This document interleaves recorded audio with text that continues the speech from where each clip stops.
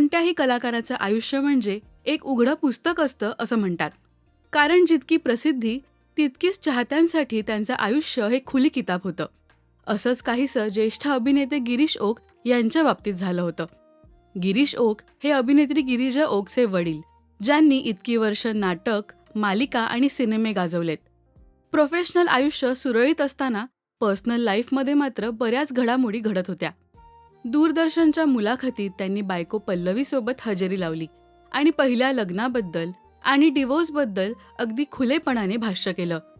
एकच बाजू दाखवली गेली, माझी बाजू कुणालाच कळली नाही, असं गिरीश ओक म्हणालेत. गिरिजा ही गिरीश ओक आणि पद्मश्री पाठक यांची मुलगी.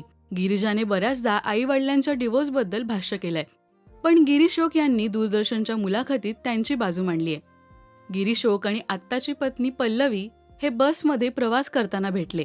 तेव्हा गिरीश ओक यांचा डिवोर्स झाला नव्हता, पण त्यांच्या नात्यात बराच तणाव सुरू होता. त्यावेळी गिरिजाने नुकतीच 12वीची परीक्षा दिली होती. त्याच भेटीत त्यांचे फोन नंबर्स एक्सचेंज झाले आणि डिवोर्सच्या काही वर्षांनी त्यांनी लग्न केलं. पण वयात खूप अंतर, त्यात गिरीश यांचं आधी एक लग्न झालं असल्याने दोघांनाही मानसिक तणावातून जावं लागलं. गिरीश ओक म्हणतात, कायदा हा महिलांच्या बाजूने असतो. त्यामुळे या डिवोर्समध्ये माझी चूक होती असं बऱ्याच जणांचा गैरसमज झाला. त्यावेळी मी फक्त काम करत होतो. माझ्या अकाउंटमध्ये किती पैसे आहेत हेही मला माहीत नव्हतं. विश्वास ठेवला आणि तिकडेच माझी चूक झाली. पण डिवोर्सच्या वेळी मी माझ्याकडे होतं नव्हतं ते सगळं देऊन टाकलं आणि दुसऱ्या लग्नानंतर शून्यापासून सुरुवात केली. यावेळी गिरीश ओक यांनी पल्लवीचं कौतुक केलं. काहीच नसताना तिने साथ दिली. तिच्यामुळे मी सगळं करू शकलो, असं त्यांनी सांगितलं.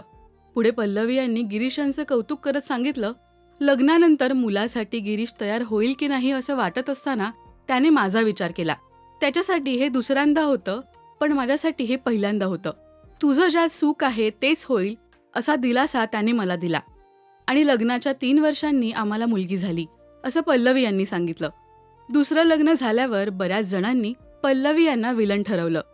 पल्लवीमुळे डिवोर्स झाला असा गैरसमज अनेकांना झाला. ती फेज खूप कठीण होती असं दोघांनीही सांगितलं. डिवोर्सनंतर गिरीश ओक यांची बाजू पहिल्यांदाच या निमित्ताने समोर आलीय. तुमचं यावर काय मत आहे हे आम्हाला कमेंट्समधून नक्की सांगा.